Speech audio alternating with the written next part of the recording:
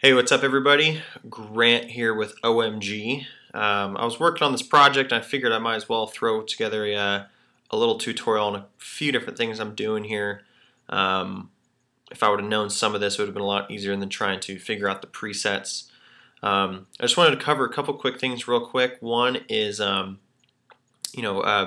creating your own titles. A lot of times I notice when other people use the iMovie presets or even some of the presets in Final Cut Pro, they're used so often, it's kind of getting redundant. For professionals who can notice it, a lot of people who have never seen a video in their whole life would just be amazed and stunned. But I just wanted to do a basic title bar, just to show, when I'm doing an interview, what are their names, and just kind of putting information on the bottom, and also logos or anything else that'll stay on the screen.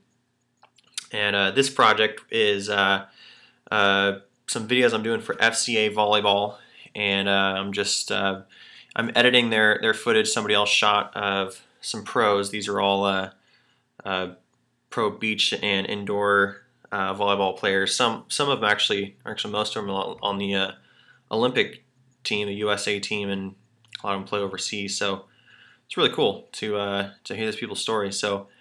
But real quick, so I just wanted to start off, showing this is the kind of final product as far as color, tone. You can see the logo over here for the FCA volleyball logo, and also over here, I just put in a basic black bar with David Smith's name. Now I just want to show you how easy it is to make that, and how easy it is to copy it to all of the other projects.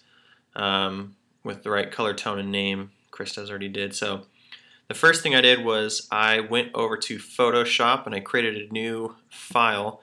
Now when you're doing this, make sure that it matches the frame in your sequence, as well as when you're doing this, hit Film and Video and select a preset that's closest.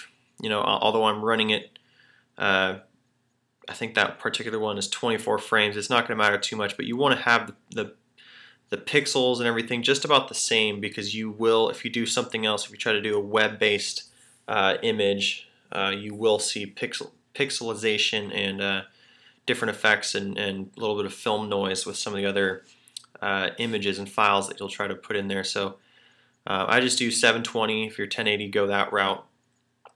Hit OK. Double click, enter.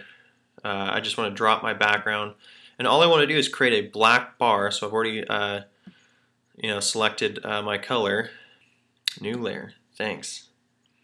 So I just do something around the size that I think it's going to be, about right there. Now mind you, I can draw this and scoot it off the screen like you'll see in this. It's actually hanging off the screen. So I just create that, save as a PNG file, drag it into my browser. Black long block, pretty simple, and I use it for a lot of different things. I just wanted to create this so you can figure out your own way of being creative instead of just using all the presets. Customize everything you want to do, make it unique to each and every video and each and every project. So I just dragged it on there and actually made it. I think about 80% transparent or so, 85. So you can actually see through it just a little bit. And as far as the name, I just went into text. Oh, don't give me the circle spinning color wheel. I've got RAM. As far as text, I just go in, do text. Now, if they have a certain type of font that they send you that they want it in, use their font. If not, create something simple or be creative depending on what you want to do. David Smith. This one I used Corbell. Really simple, basic sans serif text. If I wanted to put that down in, I would just drag it right onto the screen. So that's actually right here. So I just put it, in a nice location. So that right there is just a basic how to create your own text bar. Now you'll also notice up in video 5 column I have this logo right here.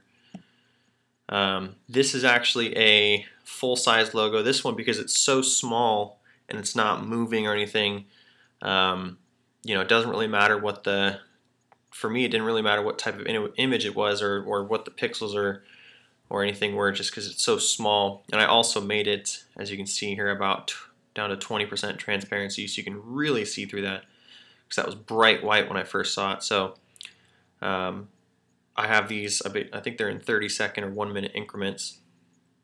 So I just laid them all across the top, so as you scroll through, you can see it's on the very bottom right the whole time.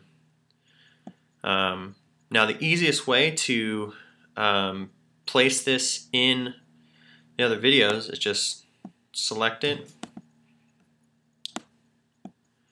and I'm going to zoom down in, also select the actual text and bar, Command C for copy, and here's John Winder. And when I copy and paste it, remember, it's going to go in the same exact video columns, so I have to be careful when pasting it. See, this one starts in video 2, video 3, and video 5. So if I want to paste it, I don't want to paste over that B-roll between the transitions, so I'll just paste it right here real quick. Zoom down in, and then move it up 1 bar and put it where he introduces himself. Then also select that. And I staggered it just a little bit in the middle. So you can see, as long as my sequences line up to my other videos, you know, because this is all within the same project. I made all the sequences the same because it was shot on a DV cam with the same frame rate, speed, size. As long as all the sequences are exactly matching, I can copy anything. Otherwise, it'll completely either squish or tighten. It'll do some weird stuff to your files. So in this case, it's super easy. I just double click on the actual file for the text, go in, and I'm done. And I'll actually scoot this over just a little bit, just so it's a little bit off. I hold down Shift to make sure it stays on the X plane and not go up or down or in the corners. So that's really simple, how to create text and copy it and place it in other working files. You know, lastly, it's the same, because this was shot in the same position in one day. You know, I liked this kind of darker, greener wall that they had here, but the lighting that they used was making it really hot and really just not a good color. So all I did was I threw in, went to my effects. My new effects are also up here on the top. I like the folder because I can open it up and actually drag them off and place them in different spots. Yeah. So I'll open this up in the viewer. You can actually see that the only filter I have in there is the color corrector, which is also right here in this tab. So to get to that, just go to color correction, color corrector, 3-way right here. So I already dragged that on. And because I already picked my color, the easiest thing to do to apply this to everything else is to select the filter, hit Command C, and I'm going to go into one of my other projects, and you can see the wall is just ugly, and the wall is nice there. So easiest way, actually not the easiest way, I'm going to show you the first way, then I'm going to show you the easy way. Double click on the video portion itself. Now mind you, if you ever double click on the video, obviously it's going to open up video first. If you double click on audio, it'll open up, or it should open up audio first. So yeah, like that. I'm going to go into filters, and since I copied and pasted it, I'm going to hit Command V, and you'll see on the canvas on the right hand side, boom.